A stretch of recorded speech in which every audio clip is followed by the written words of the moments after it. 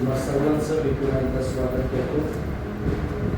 यशायाचं पुस्तक याचा 42वा अध्याय आणि पहिलं वचन आपण वाचूया. यशायाचं पुस्तक 42वा अध्याय पहिलं वचन आणि यश मोठ्याने वाचेल.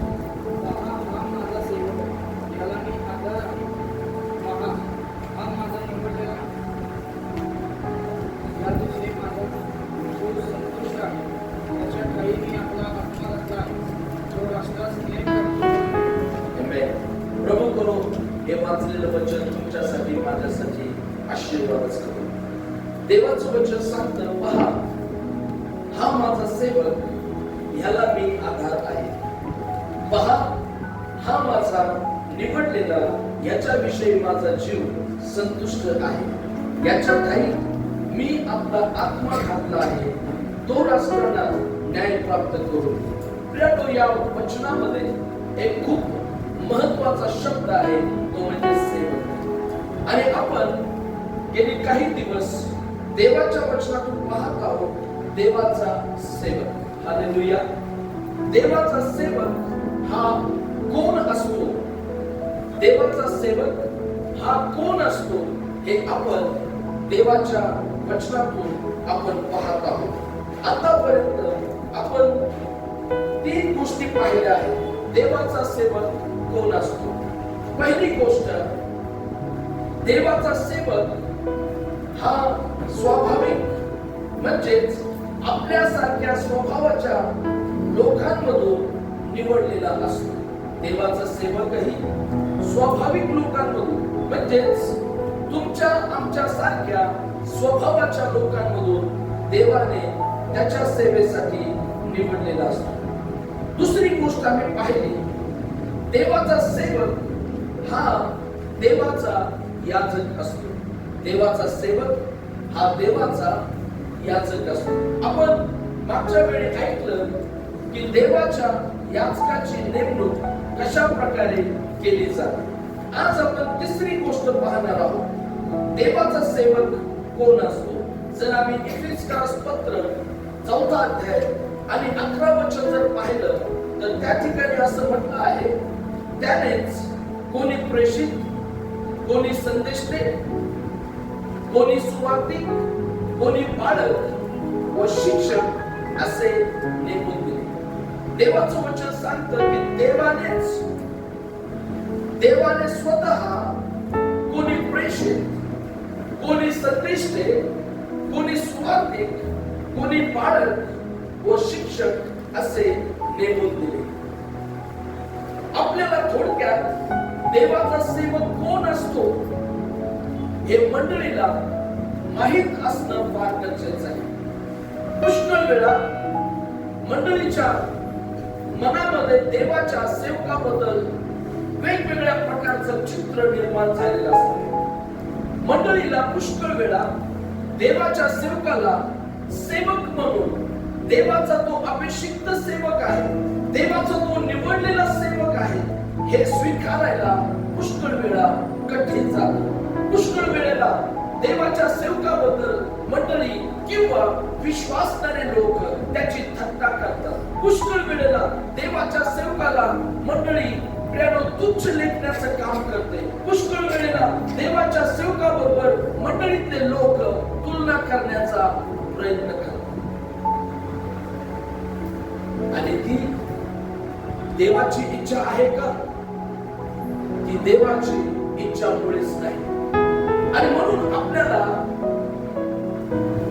देवाच्या वचनात काय सांगितलेलं आहे, देवाने त्याच्या वचनात आपल्यासाठी काय दिलेलं आहे, हे आपल्याला समजावून घेणं हे अतिशय गरजेचं आहे.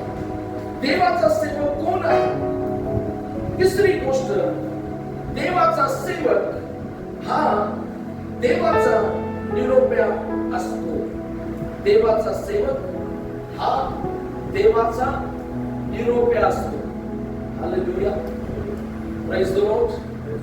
देवाचा सेवक देवाचा निरोप्या असतो, म्हणजेच तो देवाच्या वतीने देवाचा संदेश मंडळीला सांगण्यासाठी देवाने स्वतः नेमलेला असतो. Hallelujah, praise the Lord. समजते? देवाचा सेवक हा देवाचा निरोप असतो. तो जेव्हा तुमच्या घरी प्रार्थनेला येतो आणि वचन सांगतो, तेव्हा तो देवाचा निरोप त्याच्या वचनातून तुमच्याकडे घेऊन येतो. जेव्हा दर रविवारी देवाचा सेवक या वेदीवर उभा राहतो आणि देवाचं वचन सांगतो, याचा अर्थ तो देवाचा निरोप आपल्याकरता घेऊन येत आहे. देवाचा सेवक देवाचा निरोप असतो. एहेजकेलचं पुस्तक, एहेजकेलचं पुस्तक 3रा अध्याय 17 वचन. एहेजकेलचं पुस्तक 3रा अध्याय 17 वचन वाचा. मानव पुत्रा, मी तुला इस्रायल घराण्यावर पहारेकरी नेमले आहे, म्हणून तू माझ्या तोंडचे वचन ऐकून माझ्या वतीने त्यांना बजावून सांग. हालेलुया. परमेश्वर या ठिकाणी त्याचा सेवक एहेजकेलला जेव्हा देवाने पाचारण केलं, तेव्हा देवाने एहेजकेलला सांगितलं की तुझ्या पुढे जो पट आहे, म्हणजेच देवाच्या वचनाचा लेख, आणि देव म्हणतो हा पट सेवन कर आणि जाऊन इस्रायल घराण्याबरोबर बोल. आणि देव त्याला म्हणतो की तू माझ्या तोंडचे वचन ऐकून काय कर, माझ्या वतीने त्यांना बजावून सांग. हालेलुया. म्हणजेच देव म्हणतो की माझं वचन ऐक, माझा शब्द ऐक, माझी वाणी ऐक, आणि माझी वाणी जशीच्या तशी कशी कशी तोडून मोडून लोकांना पटेल की नाही, लोकांना आवडेल की नाही, याचा विचार करून तू माझ्या लोकांना जाऊन सांग, असं परमेश्वर बोलला का? परमेश्वर म्हणतो की माझ्या वतीने जा आणि माझं वचन त्यांना बजावून सांग. देवाचा सेवक देवाचा निरोप असतो. एहेजकेलचं पुस्तक 3रा अध्याय 1 ते 4 वचन वाचूया. तो मला म्हणाला, मानव पुत्रा, तुझ्या पुढे जे आले आहे ते सेवन कर. हा पट म्हणजेच देवाचं वचन. हा पट सेवन कर व जाऊन इस्रायल घराण्याबरोबर बोल. तेव्हा मी आपले तोंड उघडले आणि त्याने मला तो पट सेवन म्हणजे खायला लावला. तो पट खायला लावला. पुढं तो मला म्हणाला, मानव पुत्रा, जो पट किंवा जो लेख मी तुला देत आहे तो पोटात जाऊ दे, त्याने आपली आतडी भर. पुढं मी तो सेवन केला तेव्हा तो माझ्या तोंडात मधासारखा मधुर लागला. मग तो मला म्हणाला, मानव पुत्रा, जा इस्रायल घराण्याकडे जा आणि त्यांच्या जवळ माझी वचने बोल. ज्या वेळेस देव एखाद्या मनुष्याला तुमच्या आमच्या मधून त्याचा सेवक होण्यासाठी निवडतो, तेव्हा देव अपेक्षा करतो की त्या सेवकाने देवाचं वचन घ्यावं, त्याने देवाची वाणी ऐकावी, त्याने देवाचा शब्द ग्रहण करावा आणि ते देवाचं वचन त्या सेवकाने देवाच्या वतीने मंडळीला जाऊन सांगावं. Praise Lord. पुढे आम्ही पाहतो त्याच अध्यायात 11 वचन काय सांगतो. जा पकडून नेलेल्या तुझ्या लोकांच्या वंशजांकडे जाऊन त्यांच्याशी बोल. त्यांना सांग की प्रभू परमेश्वर असे म्हणतो. बस काय म्हणतो देव म्हणतो त्याच्या सेवकाला की जे पकडून नेलेले आहेत त्या अशा माझ्या तुझ्या लोकांच्या वंशजांकडे जा आणि त्यांना सांग. काय सांगायला सांगितलं की प्रभू परमेश्वर असे म्हणजे तू स्वतःच्या मनचं, स्वतःच्या कल्पना, स्वतःच्या भावना या लोकांना तू सांगायच्या नाहीस. तर जेव्हा तू माझ्या लोकांकडे माझं वचन घेऊन जातो तेव्हा असे बोल की प्रभू परमेश्वर असे म्हणतो. परमेश्वर असे म्हणतो. आता देवाची काय इच्छा आहे, काय देवाच्या सेवकाने बोलावं. 3 अध्याय 17 ते 21 आपण पटपट वाचूया. मानवपुत्रा, मी तुला इस्रायल घराण्यावर पहारेकरी नेमले आहे, म्हणून तू माझ्या तोंडचे वचन ऐकून माझ्या वतीने त्यांना बजावून सांग. म्हणजे कसं सांग, ठणकावून सांग, त्यांना ठासून सांग, त्यांना जोर लावून सांग की हे परमेश्वराचं वचन आहे. पुढे वाचा. तू खात्रीने म्हणशील असे मी वाक्याला म्हणालो असता तू जर त्याला बजावले नाहीस व वाक्याने आपला कुमार्ग सोडून जगावे म्हणून तू त्याला बजावून सांगितलेच नाहीस तर तो पापी आपल्या दुष्टाईमुळे मरेल. पण त्याच्या रक्ताचा झाडा मी तुझ्या हातून घेईन. तू त्याला वाक्यास बजावले असून त्याने आपली दुष्टाई व कुमार्ग ही सोडली नाही तर तो आपल्या दुष्टाईमुळे मरेल आणि तू आपला जीव वाचवला असे होईल. तसेच नीतिमान आपली नीतिमत्ता सोडून अधर्म करू लागला व मी त्याच्या पुढे अडथळा ठेवला तर तो मरेल. तू त्याला बचावले नसल्यास तो आपल्या पातकामुळे मरेल व त्याने केलेली नीतिमत्ता समेस धरण्यात येणार नाही. पण त्याच्या रक्ताचा झाडा मी तुझ्या हातून घेईन. पाप करू नये असे तू त्या नीतिमानास बचावले व त्याने पाप केले नाही तर त्याने बोध घेतल्यामुळे तो जगेलच आणि तू आपला जीव वाचवला असे होईल. परमेश्वर त्याच्या सेवकाकडून काय अपेक्षा करतो. आता इथे एहेजकेलला देवाने वाक्याबद्दल म्हणजे जो पापी आहे त्या पाप्याबद्दल आणि जो नीतिमान आहे त्या नीतिमानाबद्दल देवाने 2 महत्वाच्या गोष्टी सांगितल्या. देवाने सांगितलं एहेजकेलला त्याच्या लोकांकडे पाठवताना की तुला जर पाप्याबद्दल म्हणजे पाप्याला जर तू जाऊन सांगितलं नाही की तू खात्रीने मरशील.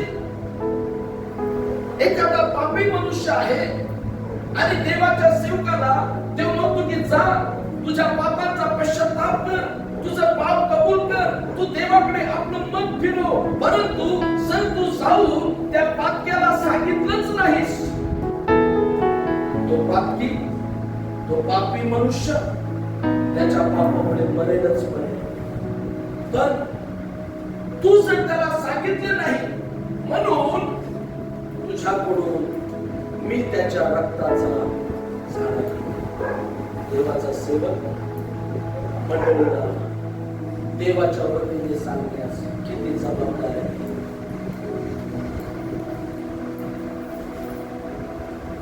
विचार केला जर समजा एखादा नीतिमान मनुष्य तो अधर्म करू लागला आणि त्या नीतिमान मनुष्याला हे जर देवाच्या सेवकाने जाऊन सांगितलं नाही, तू पश्चाताप कर, तू परमेश्वराकडे आपलं मन फिरव, तरीही त्याच्या रक्ताचा झाडा परमेश्वर म्हणतो मी तुझ्याकडे. देवाच्या सेवकाला देवाने त्याचा निरोप त्याच्या लोकांकडे पोहोचवण्याची जबाबदारी दिली.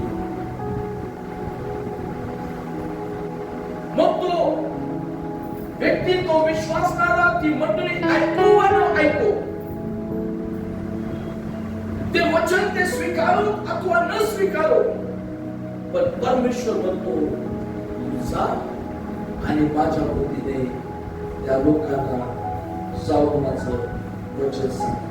11 वचनात परमेश्वर तेच म्हणतो, त्यांना सांग की प्रभू परमेश्वर असे म्हणतो, मग ते तुझे ऐको अथवा न ऐको. प्रॉब्लेम कुठे माहिती मंडळीत लोक एकमेकांशी चर्चा करतात, संदेश झाल्यावर पर्सनल डिस्कशन करतात आणि एकमेकांना सांगतात. मग ते कुटुंबात किंवा वैयक्तिकरित्या एकमेकांना सांगतात की आपल्याला जेवढं पटतं तेवढंच आपण घ्यायचं, जेवढं पटत नाही. देवाचं वचन हे वचन आहे, हे कोणाला पटण्यासाठी नाहीये, हे कोणाला मान्यता मिळण्यासाठी नाहीये. हे तुम्हाला पटले नाही म्हणून तो देवाचं वचन नाही, हे पटले नाही म्हणून देवाचा संदेश नाही, असं कधीच होऊ शकत नाही. देवाचं वचन सर्व काळ टिकणारं वचन आहे माहितीच. आणि आमच्या जीवनात प्रॉब्लेम कुठे येतो, जेव्हा देवाचा सेवक त्या वचनातून आमचे दोष दाखवतो, जेव्हा तो देवाचा सेवक आम्हाला बोध करतो, जेव्हा देवाचा सेवक आम्हाला सुशिक्षण देतो, जेव्हा देवाचा सेवक आमच्या चुका आम्हाला देवाच्या वचनातून दाखवतो, जेव्हा देवाचा सेवक परमेश्वराचा जो भावी न्याय आहे, परमेश्वराचा क्रोध आहे याविषयी जेव्हा तो देवाच्या वचनातून मंडळीशी बोलतो, तेव्हा मंडळीला तो सेवक वैऱ्यासारखा होतो. कसा होतो? वैऱ्यासारखा. मंडळी त्याचा द्वेष करते, मंडळी त्याचा स्वीकार करते. कुठलाच देवाचा सेवक, तो मी असो कोणी असो जगात, तो देवाचा सेवक मंडळीचा कधीच वैरी नसतो. त्याच्या मनात मंडळीवर अप्रतिम असं प्रेम त्याच्या मनात असतं, त्याच्या मनात मंडळीसाठी खळखळ असते. तो रात्र दिवस मंडळीसाठी प्रार्थना करतो, तो देवाजवळ जातो, शनिवार येतो, शुक्रवार येतो, तो उपवास तो प्रार्थना करतो आणि देवाला प्रश्न विचारतो की देवा आज या रविवारी माझ्या मंडळीसाठी तुला काय बोलायचं आहे, माझ्या मंडळीसाठी तुझी काय योजना आहे प्रभू तू सांग. आणि जे परमेश्वर त्या सेवकाला सांगतो तेच वचन तो सेवक मंडळीकडे घेऊन येतो. पुष्कळ विश्वासणारे म्हणतात पास्टर मला टोचून संदेश देतात, पास्टर वचनातून आम्हाला टोचून बोलतात, पास्टरचं वचन सांगायचा रोग माझ्याकडेच होता.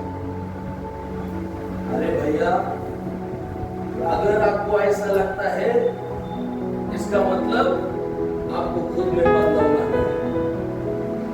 दोस्त कधी बरोबर ना, दोस्त कधी, कारण आपण स्वतः तसे असतो आणि त्या वचनातून देवाचा आत्मा आपल्या चुका दाखवत असतो, आपले दोष दाखवत असतो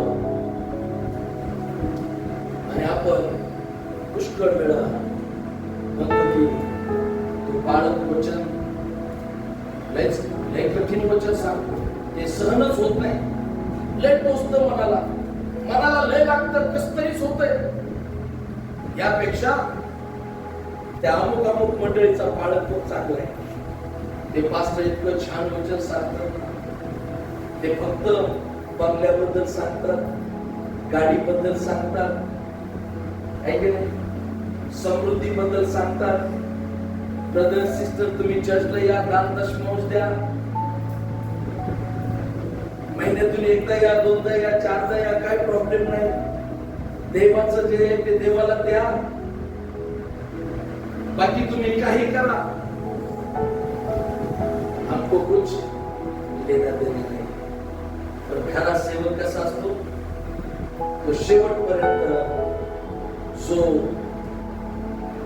दरीत पडायला जातो ना, त्याला ओढून काढण्याचा तो प्रयत्न करतो. शेवटच्या क्षणापर्यंत तो झटत असतो की ह्या भावाला या वचनाची गरज आहे, या बहिणीला या वचनाची गरज आहे, या कुटुंबाला या वचनाची गरज आहे, या बोधाची गरज आहे, या शिक्षणाची गरज आहे, या प्राधान्याची गरज आहे, त्याचा भाव दाखवण्याची गरज आहे, त्याच्या चुका दाखवण्याची गरज आहे. आणि जेव्हा देवाचा सेवक देवाचं वचन घेऊन जातो आणि लोक त्या सेवकाचा आणि त्याने सांगितलेल्या वचनाचा न्याय निवडा. आज मला मंडळीला इशारा द्यायचा आहे, आज मला मंडळीला सांगायचं आहे की देवाचा सेवक हा देवाचा निरोप असतो. एक दिवस एक व्यक्ती खूप आजारी पडला आणि त्याला दवाखान्यात नेलं. त्या व्यक्तीला दवाखान्यात नेल्यावर डॉक्टरांनी तपासलं, टेटलेस्कोप लावून डोके बिके सगळं तपासलं, ब्लड प्रेशर तपासला. डॉक्टर बोलले थोडी औषध देतो, तुम्हाला बरं वाटेल. मग त्या जो व्यक्ती आजारी होता, तो आजारी व्यक्ती त्याच्या घरातल्या लोकांकडे पाहतो, डॉक्टरांकडे पाहतो आणि म्हणतो मला औषध नकोय, कारण गोळ्या खूप कडू आहेत.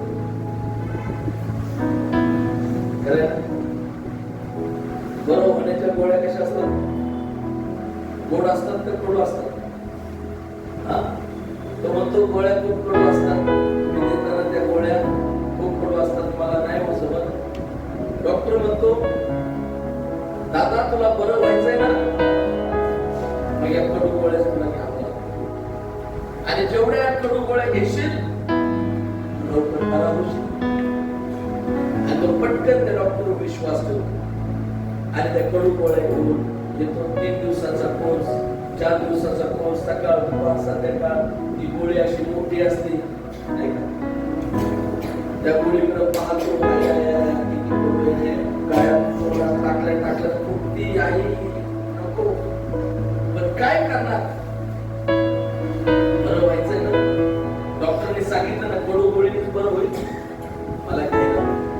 त्यानो सत्य नेहमी कडू असतं, सत्य नेहमी कडू असतं, ते गोड नसतं, ते त्या कडू गोळी सारखं असतं. कारण बायबल सांगतं देवाचं वचन सत्य आहे.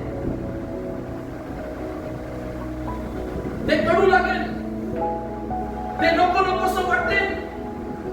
जेव्हा आम्ही देवाच्या वचनाचा सन्मान करतो, जेव्हा आम्ही म्हणतो की देवाच्या सेवकाच्या द्वारे देवाचा निरोप आमच्याकडे येत आहे, तेव्हा आमचं जीवन आशीर्वादित झाल्याशिवाय बायबलमध्ये 3 उदाहरणे जिथं देवाच्या सेवकाचा निषेध केला आणि ज्यांनी निषेध केला त्याचं काय झालं ते बायबल आपल्याला सांगतं. पहिलं उदाहरण गणनाचं पुस्तक 12वा अध्याय 1 आणि 2 वचन. आधी आपण गणना 12:1-2.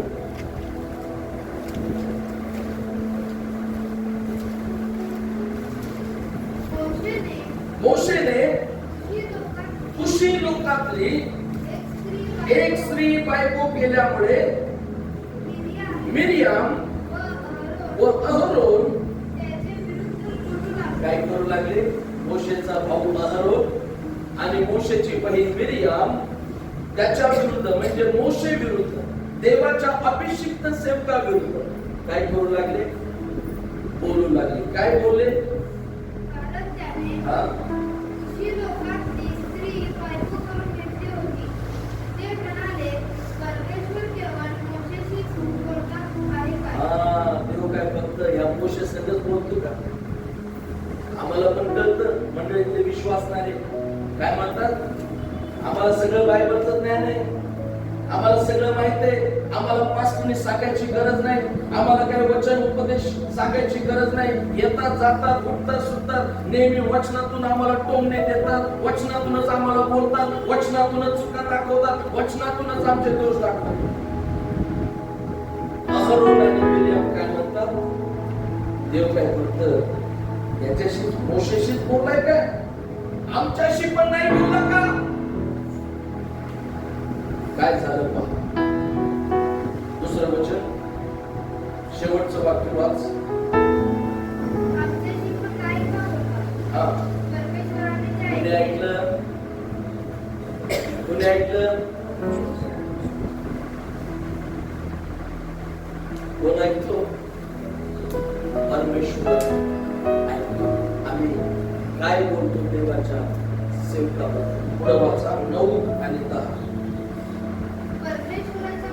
परमेश्वराचा क्रोध त्यांच्यावर भडकला व तो तेथून निघून गेला.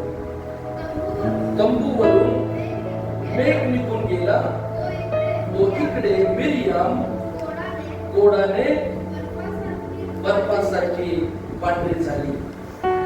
अहरोनाने मिरियामेकडे फिरून पाहिले, तो ती गोडी बनली आहे असे त्याला दिसले. बायबल सांगतो, जेव्हा ते परमेश्वराच्या सेवका विरुद्ध बोलले, तेव्हा मिरियाम काय झाली? बोलाली. तो विचार करा, देवाच्या सेवकाबद्दल आपण काय वागतो? देवाच्या सेवकाला आपण काय समजतो? देवाच्या सेवकाला आपण काय जागा, काय स्थान, काय मान देतो? आपण त्याच्याविषयी काय आपल्या मनात कल्पना आणि विचार करतो? याचा खूप विचार करतो.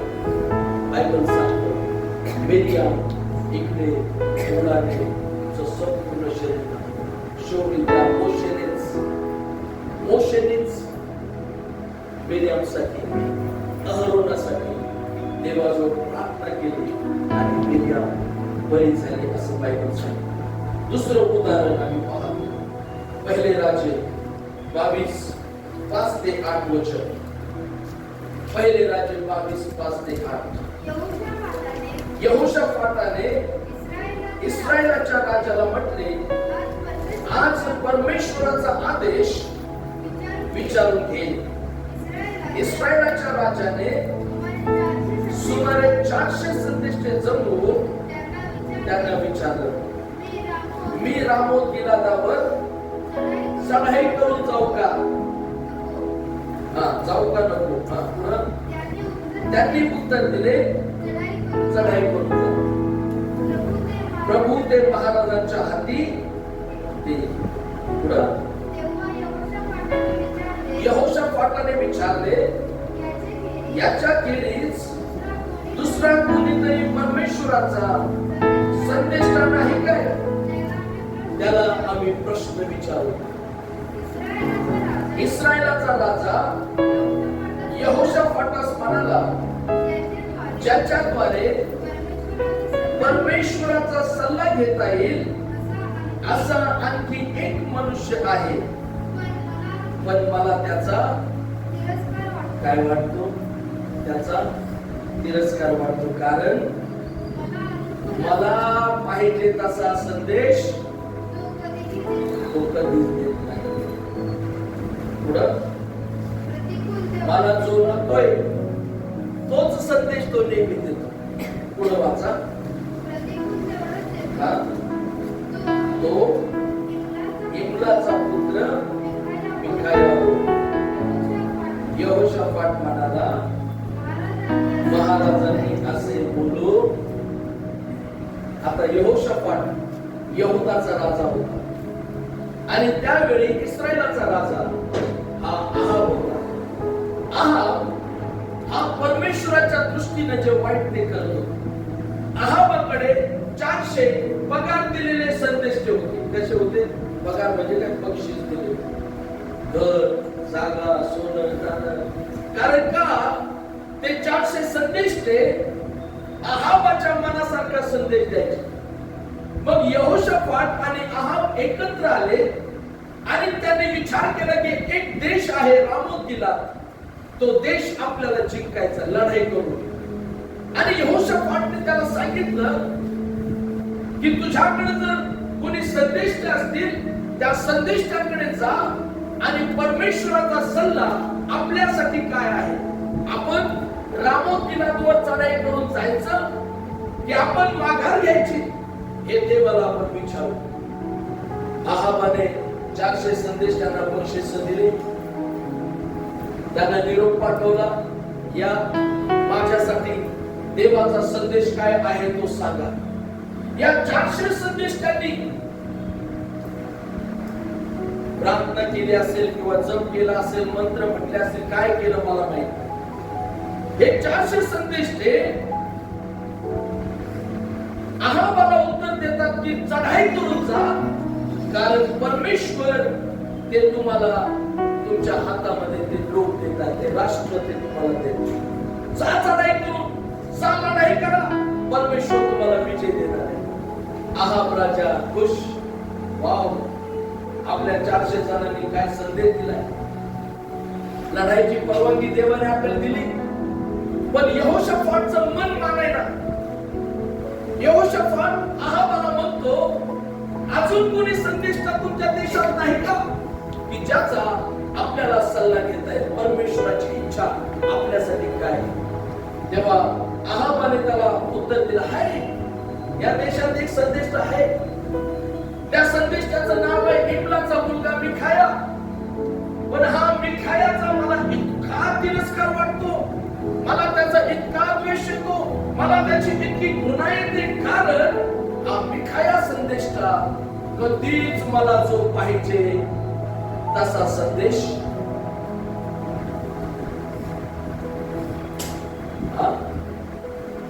मला पाहिजे तसा संदेश तो देत नाही. मला नाही आवडत ना तेच सांग. आता बरेच जण मंडळीत मला न सांगताच निर्णय घेतात. का माहितीये का? पास्टर नाहीच म्हणते.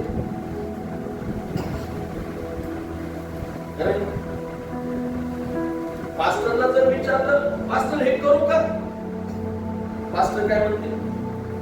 बाबा हे वचनाच्या दृष्टीने आहे का? बरोबर आहे का? नाही ना?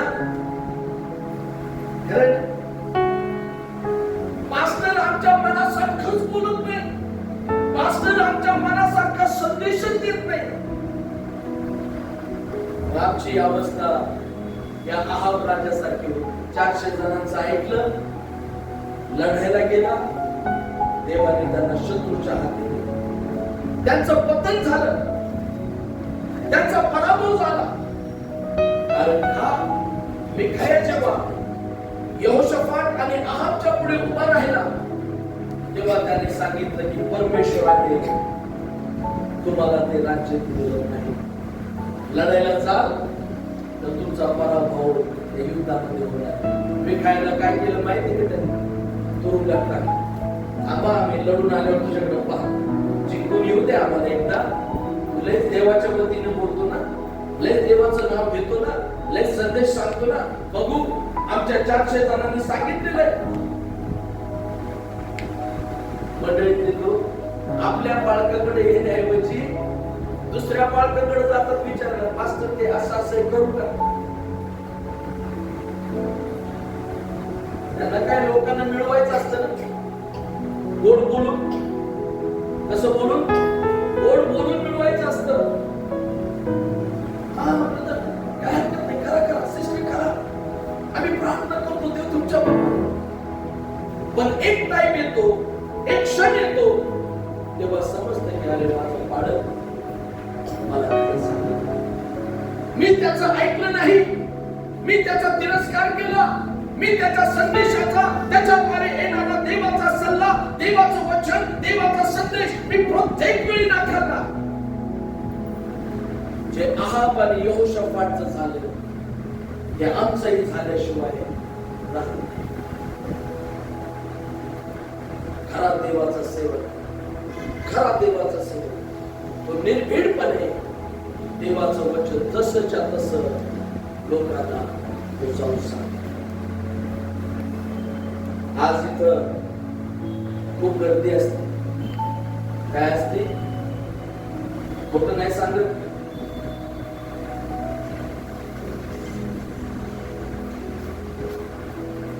एका फॅमिलीचं दुकान होतं आणि त्या दुकानात ते चुकीच्या वस्तू विकत होते. मी सांगितलं आपण ख्रिस्ती ते विकू नका.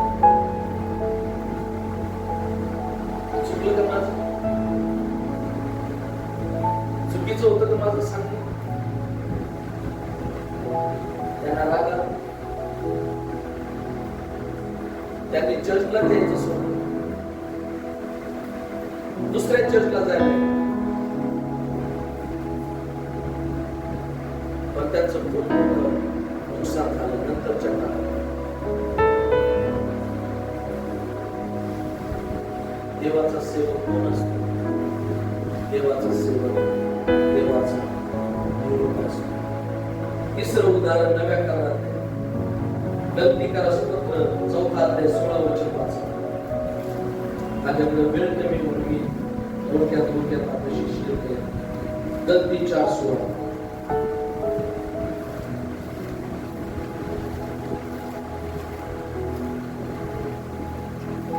गलतीकाराचं पत्र 4 अध्याय 16 वचन. मी तुम्हाला खरे ते सांगतो म्हणून देवाचा सेवक वैरी कधी होतो? जेव्हा तो खरं सांगतो. पौलाला पण पत्रातून लिहावं लागलं मंडळीला. चुकलं का माझं? पौलाला मंडळीला पत्रातून लिहावं लागलं, मी तुम्हाला खरं सांगतो म्हणून मी तुमचा. बघा ना, पास्टर पौलाच आवडत नाही. म्हणजे आपल्या मंडळीचं नाही सांगत, जागतिक सत्य देवाच्या सेवक लोकांबद्दल मंडळीतल्या लोकांची जे चित्र आहे, त्याच्या विषयीचे विचार आहेत, ते जणू काय देवाचा सेवक मंडळीचा वैरी आहे. शास्त्र सांगतं, कोण म्हणतो मी तुम्हाला खरं सांगतो म्हणून मी तुमचा वैरी झालो. एक वेळ वाचू शकता त्या 4 अध्याय. एक वेळ तुम्ही असं माझं स्वागत केलं, तुमच्या हातात असतं तर तुम्ही मला सगळं दिलं असतं, पण आता मी तुम्हाला खरंच सांगितलं म्हणून तुम्ही तुमच्यासाठी मी तुमचा वैरी झालो. एक दिवस एका ठिकाणी उपदेश करायला गेलो, उपदेश करायला गेलो. 2010-11ची गोष्ट, म्हणजे मी कोल्हापुरात नवीनच आलेलो आणि त्या ठिकाणी 25-30 लोक जमा झाले प्रार्थनेला एका घरामध्ये, एका ख्रिस्ती कुटुंबात. आणि मला काहीच माहित नाही त्या कुटुंबात काय आहे, काय घडतं, काय नाही घडत. मी तयारी केली, प्रार्थना केली, देवाला म्हटलं देवा मी काय वचन सांगू, तुम्हाला सांग. तेच मला तिथं सांगायचं. आणि मी माझ्या सेवेत मी कधीच वचनाच्या बाबतीत तडजोड केली नाही, करत नाही. आणि मग तिथं मला बोलवलं, प्रार्थनेला गेलो. जास्त करून महिलांची संख्या होती. मी तिथं प्रीतीवर मेसेज दिला, जशी स्वतःवर तशी आपल्या शेजाऱ्यावर प्रीती करा. तो मेसेज इतका पॉवरफुल झाला, इतका सामर्थ्याने ते वचन देवाने गाजवलं. आणि प्रार्थना संपली संपल्यावर तिथं ते लोक बसलेलेच होते. ज्यांच्या घरात मी प्रार्थना ती घेतली, ती मीटिंग होती, त्या आजी आल्या आणि त्या आजी मला इतके अपशब्द बोलायला लागले. म्हटलं आजी झालं काय? या सगळ्या बायांनी तुम्हाला माझ्याबद्दल सांगितलं की मी लय भांडते, आणि ह्यांनी तुम्हाला माझ्याबद्दल सांगून इतर प्रीतीबद्दल वचन सांगायला लागलं. तुम्ही हा संदेश माझ्या घरात दिलाच कसा? मला ते सांगा. अहो म्हटलं आजी मला कोणीच नाही सांगितलं. मी कशाला कोणाला विचारू आजी कशी आहे, आजी भांडते का, आजी प्रेम करते का, आजी रागराग करते का, आजी प्रार्थना करते? मला कोणीच नाही. ए बाळका, मला काय सांगायचं नाही. मी गप्प बसतो आणि मला त्यांनी त्यांच्या घरातून हाकलून दिलं. नको नको ते बोलून मला त्यांनी हाकलून. त्या आजीच्या सुनबाईने चहा करून आणला. मास्तर घ्यायचा तो चहा कशाच्या खाली पण जाईल. आता एवढं सगळं स्वागत झाल्यावर कसं चहा? प्रॉब्लेम काय? प्रॉब्लेम मास्टर नाहीये, प्रॉब्लेम देवाचं वचन नाहीये, प्रॉब्लेम आपल्यामध्ये. कारण आपल्याला देवाचं सत्य स्वीकारायला आवडत नाही. शास्त्र सांगतं की जर एखादा पापी असेल त्याला तू जाऊन बचाव, त्याला सांग की तू मरशील. तू सांगून पण त्याने नाही ऐकलं, तो मरू दे. पण तू त्याला सांगितल्यामुळे तुझा जीव तू वाचवला असं होईल, असं परमेश्वर. आज आपण अशा काळात जीवन जगत आहोत जिथं लोक कानाची खाज जिरवण्यासाठी आज संदेश ते गोळा करीत आहेत. आणि आपण मंडळी म्हणून अशा लोकांपैकी एक अजिबात होऊ नका.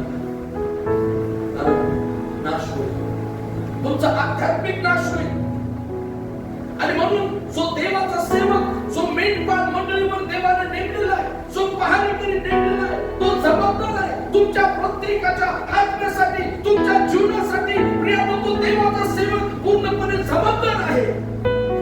आणि त्याची जबाबदारी आहे की तुम्हाला तो स्वर्गापर्यंत कसा घेऊन, ख्रिस्ताची ओळख कशी करून देईल, सत्य तुम्हाला कसं पटवून सांगेल, ही जबाबदारी त्या देवाच्या सेवकाची असते.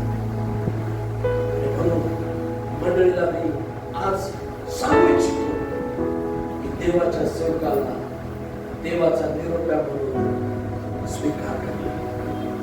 जेव्हा हे वचन सांगेल ते वचन स्वीकार, ते वचन ऐका. आणि तेव्हा जेव्हा टोचणी लागेल याचा अर्थ समजून घ्या की मला खरंच या वचनाची गरज होती आणि मला वचन स्वीकारून त्याप्रमाणे चाललं पाहिजे. आणि जेव्हा तुम्ही देवाच्या सेवकाला देवाचा निरोप्या म्हणून स्वीकारा, देवाचे सगळे आशीर्वाद तुम्हाला मिळाल्याशिवाय राहणार नाही. कारण येशू म्हणतो माझ्या सेवकाला संदेशता म्हणून तो स्वीकारेल. माझ्या सेवकाला संदेशता म्हणून जो स्वीकारेल त्याला ते संदेशाचे आशीर्वाद प्राप्त झाल्याशिवाय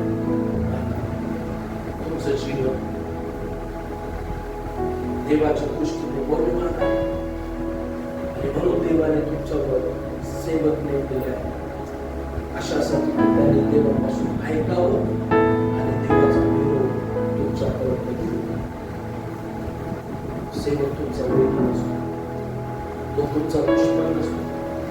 त्याच्या मनात तुमच्याविषयी कोणतंही कपट नसतं, कोणताही वाईट हेतू नसतो. त्या उलट त्याचं तुमच्यावर प्रेम असतं आणि तुमचं चांगलंच व्हावं, तुमचं भलंच व्हावं, तुमचं हित व्हावं हे त्या देवाच्या सेवकाच्या मनात नेहमी चालू असतं.